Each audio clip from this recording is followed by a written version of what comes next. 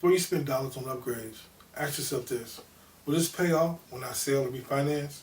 I'm Henry Jones, managing broker and mortgage advisor here in the Chicagoland area. And today, I'm breaking down the top 4 home improvements with the highest return on investment based on national data. This comes straight from Remodeling magazine cost versus value report. So, if you're ready to sell, refinance, or build equity smartly, this is for you. Number 1 might surprise you.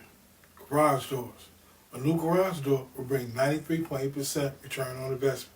That's almost dollar for dollar value. It's affordable, add instant curb appeal, and buyers notice. Up next, a minor kitchen remodel.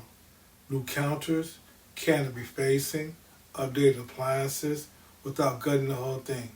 This nets a 72.2% return, making it one of the smartest updates for boosting value. Coming in at number 3, vinyl windows. Energy efficient and modern looking. These offer a 68.6% return. Plus, they help your home show better and sell faster. And finally, roof replacement with asphalt shingles. It's not cheap, but necessary, and it brings a 60.7% return on investment. If your roof is nearing the end of its life, fixing before listing can increase buyer confidence and reduce inspection issues.